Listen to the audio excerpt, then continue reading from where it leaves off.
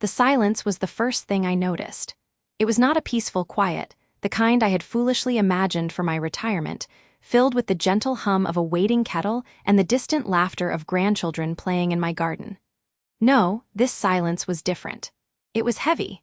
It was an absence that grew louder with each passing day, a void where the constant, joyful noise of my family used to be. For 32 years, I had woken to the sound of an alarm clock, my days structured by lesson plans and faculty meetings.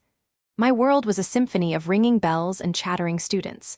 Now, the final bell had rung for me, and I had handed in my classroom keys with a heart full of anticipation. I was ready for my new life to begin, a life centered around my son, Marcus, his wife, Keisha, and my two beautiful grandchildren, Jadon and Maya. I had visions of school pickups and baking cookies and afternoons in the park. I thought they would be as eager as I was. The change was subtle at first. A missed call on a Tuesday evening which I dismissed. Marcus was a busy man, a project manager, and Keisha was always running the children to soccer practice or dance class. I understood busy. But then the pattern emerged, sharp and cold as a shard of glass. My calls, once returned within hours with a cheerful, "Hi Mom, sorry I missed you," began to drift into voicemail, unanswered. The cheerful ringback tones were replaced by the sterile, automated message. "The mailbox for Marcus Evans is full. That could not be an accident." I tried texting. I would send pictures of flowers blooming in my garden, a new recipe I wanted to try with the children, a simple thinking of you. The responses from Keisha, when they came, were polite but distant, like a formal letter from a distant acquaintance. "The children are very busy with school. We have a lot on our plate right now." The words were shields holding me at bay. The invitations I extended, carefully planned so as not to be a burden, a Saturday lunch, a Sunday afternoon visit, were met with a uniform, vague refusal. "That weekend is not good for us, Clara. Perhaps another time." Another time never came. The hurt was a physical thing, a dull ache that settled deep in my chest. I replayed every conversation, every interaction from the last few months, searching for a clue, a misstep, an unintentional offense. Had I said something wrong? Was I too overbearing? I had always tried so hard to be the perfect mother-in-law, to offer help but not interference, to be present but not intrusive. Keisha and I had never been overly close, but there had always been a foundation of mutual respect, a cordial warmth for the sake of the family. That warmth had vanished, leaving behind a politeness that felt like ice. The worst part was the silence from Jadon and Maya. They were 8 and 6, the absolute centers of my universe.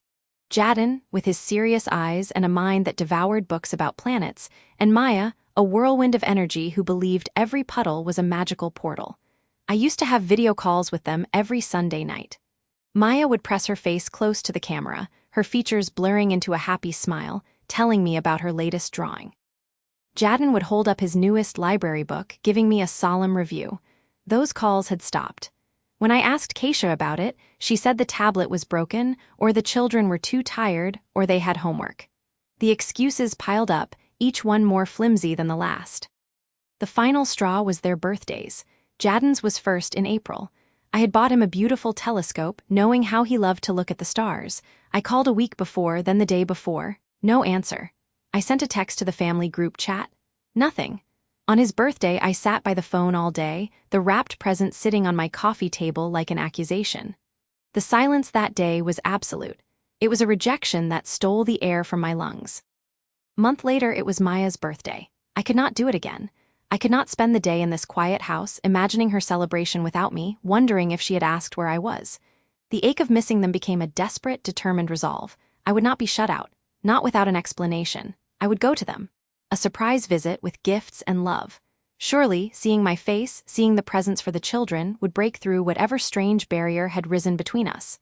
Love would find a way. It had to. I dressed carefully, choosing a cheerful yellow sweater, wanting to project warmth, not confrontation. I wrapped Maya's gift, a set of art supplies and a sparkly princess dress she had pointed out to me months ago. I placed it in a gift bag next to Jadon's telescope, which had been waiting for a month. The drive to their house felt longer than usual. Every traffic light was a delay, every mile a drumbeat of anxiety mixed with hope. I rehearsed what I would say. I was in the neighborhood. No, that was transparently false. I could not miss my Maya's birthday. That was better. It was the truth. I turned onto their street, my hands gripping the steering wheel. Their house, a lovely blue colonial with a wide porch, came into view, and my heart, which had been beating a frantic rhythm of hope, stuttered and sank. There were no cars in the driveway besides Keisha's sedan, no signs of a party. The house was quiet, the blinds on the front window drawn. A cold trickle of dread began to seep into my veins. Perhaps I was wrong. Perhaps they were celebrating elsewhere. But I had come this far.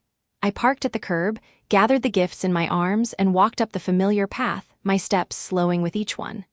The porch swing where I had spent so many summer evenings with Marcus was motionless.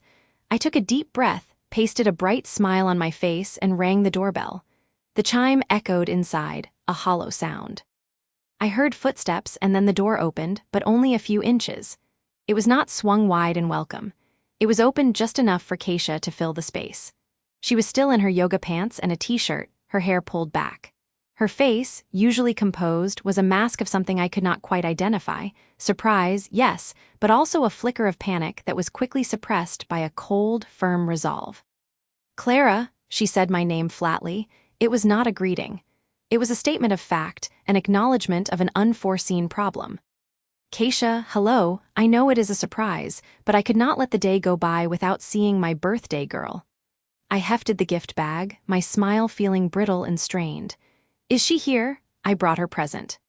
Keisha did not move, she did not open the door wider. Her eyes, usually a warm brown, were hard and distant. She glanced past me, toward the street, as if checking for witnesses. "The children are not home," she said, her voice devoid of any warmth. "Marcus took them to the zoo for the day, for her birthday." The lie was so instantaneous, so absolute that it stole the breath from my lungs. It was not a hesitant, poorly constructed lie. It was delivered with a chilling finality. I knew, with a certainty that felt like a physical blow, that it was a lie. Through the small gap in the door, I heard it, faint but unmistakable. The high, sweet giggle of my granddaughter, Maya, coming from somewhere deep within the house. It was followed by the tinny sound of a cartoon theme song from the television. My eyes snapped back to Keisha's. For a fraction of a second, I saw the knowledge in her gaze. She knew that I had heard. She knew that the flimsy wall of her deception had crumbled. Yet she did not flinch. She did not correct herself. She simply stood there, a human barricade, her expression hardening even further, as if daring me to challenge her. The cheerful yellow sweater I had chosen suddenly felt like a foolish costume. The gifts in my arms felt impossibly heavy. The world narrowed to that sliver of a doorway, to the face of my daughter-in-law, which was no longer the face of family, but of a guarded stranger. The unwelcome silence of the past months had finally found its voice, and it was standing right in front of me, telling me I was not wanted. The hurt and confusion crystallized into something else, something colder and more terrifying. This was not a misunderstanding. This was a choice. And as I stood there, frozen on the porch, I realized the question was no longer why the silence had begun, but what I had done to deserve it. The wrought iron gates of Oakwood Elementary stood like a sentinel against the crisp autumn afternoon, a place I had not stood in over a year. I felt like a ghost haunting my own life, peering through the windshield of my sedan at a scene that was once as familiar to me as my own reflection. I remembered the laughter, the frantic search for a lost lunchbox, the warm weight of a small hand slipping into mine. Now, I was an outsider, a spectator to the daily ritual of other families. The air inside the car was thick with the scent of old coffee and my own anxiety. Each minute that ticked by on the dashboard clock was an eternity, a slow, painful drumbeat against my ribs. This was a desperate act, born of a heartache that had become a physical presence, a constant, aching hollow in my chest. The polite dismissals from Keisha, the carefully curated excuses. "The children have a project, Clara. It is a busy week with soccer, Clara. Perhaps next weekend, Clara," had woven a web of alienation I could no longer tolerate. I had to see them. I had to know with my own eyes that they were all right, that they still remembered my face. The sharp trill of the final school bell cut through the quiet, and instantly the yard erupted into a wave of vibrant life. Children poured out of the double doors, a chaotic, joyful river of colorful backpacks and shouting voices. My heart hammered against my sternum, a frantic bird trapped in a cage. I scanned the crowd, my eyes straining, searching for two specific faces among the dozens. And then I saw them. Jadden, taller than I remembered, his shoulders beginning to broaden with the approach of his teenage years, walked with a quiet confidence. And Maya, my little Maya, her pigtails bouncing with each step, was chattering animatedly to a friend. They were real. They were here. They were so beautiful it made my breath catch. I pushed the car door open and stepped out, my legs feeling unsteady beneath me. I leaned against the hood, afraid to call out, afraid to startle them. It was Maya who saw me first. Her head tilted, her conversation dying mid-sentence. Her eyes, wide and impossibly blue, locked onto mine. A flicker of confusion, then a dawning recognition. Jadden followed her gaze, and his own expression shifted from casual boredom to stunned disbelief. "Grandma," Maya's voice was small, tentative, carrying across the few yards that separated us. That one word, a name I had ached to hear, broke the dam inside me. I managed a shaky smile and a wave. That was all it took. Maya dropped her friend's hand and broke into a run, a tiny torpedo of energy. Jadden was right behind her, his longer strides closing the distance faster. They crashed into me, their small arms wrapping around my waist with a force that nearly knocked me over. I clung to them, burying my face in their hair, inhaling the familiar sense of crayons and sunshine and childhood. "Grandma, you are here," Jadden exclaimed, his voice muffled against my coat. "I missed you both so much," I whispered, the words thick with unshed tears. I held them at arm's length, drinking in the sight of them. "Look at you both. You have grown so much." But as the initial burst of excitement faded, a different emotion clouded their faces. It was not just happiness, it was confusion, a profound and unsettling bewilderment. Maya's small brow furrowed. She looked from me to the school gates, as if trying to solve a puzzle. "Grandma," she began, her voice laced with an innocence that made her question all the more devastating. "Are you done being too busy for us now?" The world did not stop so much as it tilted on its axis, the colors of the autumn day leaching away into a stark, terrible gray. The sounds of the playing children faded into a dull roar in my ears. I felt the blood drain from my face. Too busy for them? I looked at Jadden, seeking denial, but I found only a guarded resignation in his eyes, a silent confirmation of this horrible truth. What did you say, sweetheart?" I managed to ask, my voice a strained whisper. Maya, oblivious to the earthquake she had just triggered, continued with a child's brutal honesty. "Mommy said you got new hobbies for your retirement, that you were very, very busy with your garden and your book club and your trips, that you did not have time for us anymore." She said it not with anger, but with a simple, accepted sadness that cut deeper than any accusation. The ground felt unsteady beneath my feet. Keisha had done this. She had not just kept them from me, she had poisoned their perception of me. She had systematically, deliberately built a wall between us and told them I was the one who had chosen to stay on the other side. The pain was so acute, so searing, it was a physical burn. The hollow in my chest was now filled with a cold, hard fury. "That is not true," I said, my voice trembling as I knelt down to their level, clutching their small hands. "That is absolutely not true. I have never been too busy for you. Not for a single day. I would never choose anything over you. Never." The ride to their house was a blur of silent tension. The children, picking up on my shock and anger, were quiet in the backseat. I could see them watching me in the rearview mirror, their expressions a mixture of hope and renewed confusion. I focused on the road, my knuckles white on the steering wheel. The betrayal was so complete, so vicious, I could scarcely form a coherent thought beyond the need for confrontation. I did not bother knocking. I ushered the children inside and found Keisha in the kitchen, calmly chopping vegetables for dinner. The domestic normalcy of the scene, the smell of sautéing onions, the soft hum of the refrigerator, it was all a grotesque parody of the life I thought we had. "Keisha," my voice was low, a dangerous tremor in it. She turned, a polite, practiced smile on her face that froze when she saw my expression. "Clara, what a surprise. I did not know you were picking the children up today." "No," I said, the word sharp as a shard of glass. "You made sure of that, did you not? You made sure of a great many things." Her smile tightened. "I do not know what you mean. Children, go upstairs and start your homework." Jadden and Maya hesitated, looking from their mother to me, sensing the storm that was about to break. "It is all right," I said to them, my voice softening for a moment. "Go on upstairs." They scurried away, and the moment their footsteps faded on the stairs, I turned back to Keisha. The dam burst.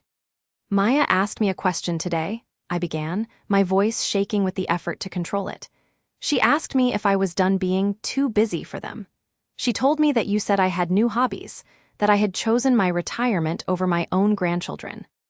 Keisha's face went pale, but she did not look away. A defiant glint hardened her eyes. They needed to understand, she said, her voice clipped. Understand what? That their grandmother abandoned them, that I did not want them. How could you? How could you tell them such a monstrous lie? It was easier, she shot back, her composure cracking. What was I supposed to say? That their grandmother was suffocating me, that she was trying to take my place. The accusation was so absurd, so unexpected, it left me momentarily speechless. Take your place? I was helping you. I have always only ever wanted to help you. You are their mother. That could never be replaced. Could it not? She hissed, taking a step toward me. Her voice was venomous now, all pretense gone. Every time they fell down, it was Grandma will make it better. Every birthday, every holiday, it was wait until Grandma gets here. You were the sun, and I was just a satellite orbiting your light. Jadden broke his arm 2 years ago, and his first word was Grandma, not Mom. Do you know what that feels like? I stared at her, seeing a stranger. This was not about help. This was a deep, festering jealousy I had been blind to. So this was your solution? To cut me out? To make them believe I did not want them? To punish them for loving me? I was protecting my family, she shouted, her hands clenched into fists at her sides. I was protecting my role as their mother. You had everything with them, the perfect bond, and I was being erased in my own home. I saw the way they looked at you. I saw it, and I could not stand it anymore. The admission hung in the air between us, raw and ugly. This was not a simple misunderstanding. This was a calculated act driven by a profound insecurity. The woman I had welcomed into my family, the mother of my grandchildren, had weaponized my love against me. You were not being replaced, I said, my voice hollow with disbelief. You were being supported. There is a difference, but you have done the one thing that could truly harm them. You have broken their trust in me, and for what? Because you were jealous. She did not answer. She just stood there, her chest heaving, her eyes blazing with a mixture of defiance and pain. The silence that fell was heavier than any shouting. The kitchen, once a place of warmth and family meals, felt like a battlefield. I knew then that nothing would ever be the same. The foundation of our family had been shattered by her confession. I took a step back, my heart a cold, heavy stone in my chest. I had my answer, but it was an answer that offered no solace, only a deeper, more profound devastation. I had come for my grandchildren, but I was leaving with the terrifying knowledge that the real battle for them had only just begun. And as I turned to walk away, I did not know if I had the strength to fight a war against their own mother. The silence in the car on the way to my son's house was a physical weight, pressing down on my chest until I felt I could not breathe. I stared out the window at the familiar streets, but they seemed alien, painted in the gray hues of betrayal. I had rehearsed the words 100 times, but now they felt like stones in my mouth, too heavy to speak. This was not just a visit. This was a reckoning.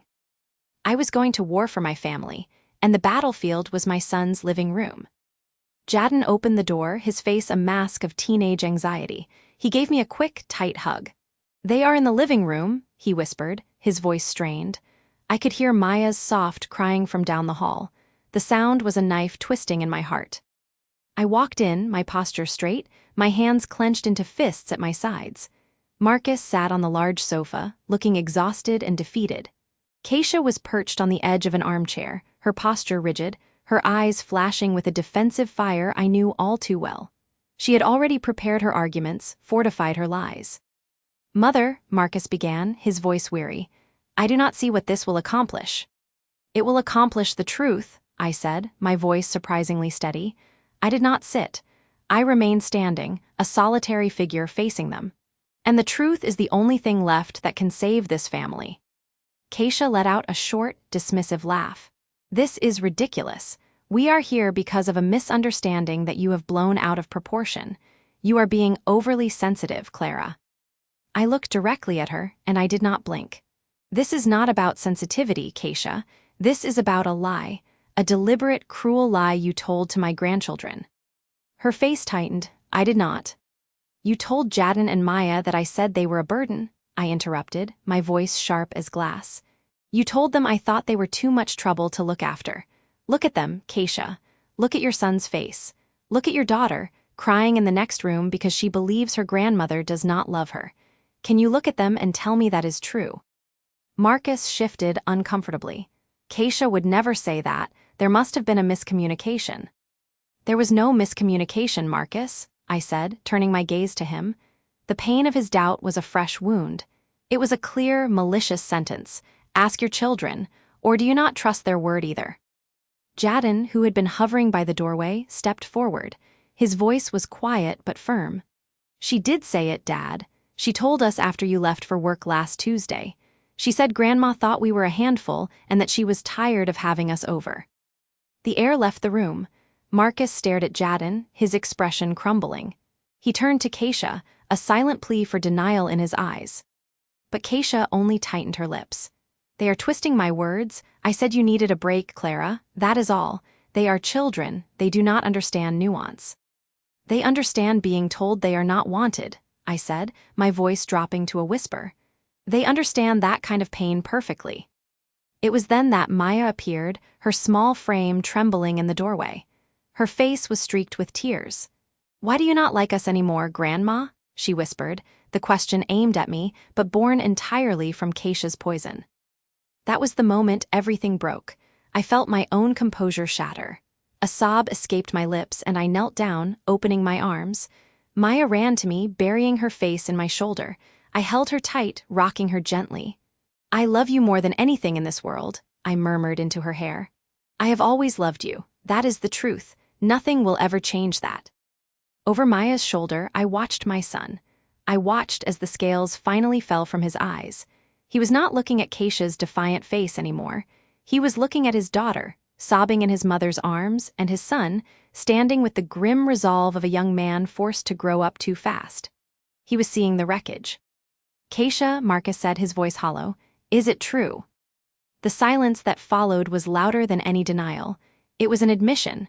Her face did not soften with remorse, it hardened with resentment. She felt cornered, exposed. "You see what she is doing?" Keisha spat, pointing a finger at me. "She is turning you all against me. She has always been jealous of our family. She cannot stand that you are my husband first." Marcus flinched as if she had struck him. He stood up slowly, a new, terrible clarity in his eyes. The fatigue was gone, replaced by a grim determination. "No, Keisha," he said, his voice low and firm. "This is not about my mother. This is about you. This is about a lie that has hurt our children. This is about your insecurity that you have let poison everything." The word insecurity hung in the air. It was the truth he had been avoiding for years. "I will not let you do this anymore," he continued, his voice gaining strength. "I will not let you damage my children to make yourself feel more secure. This ends now." Keisha stared at him, her eyes wide with shock and fury. "How dare you?" "I dare because I am their father," Marcus said, his voice rising. "And I have failed them by not seeing this. We are going to get help. We are going to family counseling, starting this week." The declaration was like a thunderclap. Keisha looked as if she had been physically pushed back into her chair. "And there will be boundaries," Marcus said, turning to include me in his gaze. His eyes were full of a painful, newfound resolve. "Strict ones, for everyone. You will not be alone with the children until a therapist says you have earned back their trust, and you will not speak about my mother to them ever again. Is that clear?"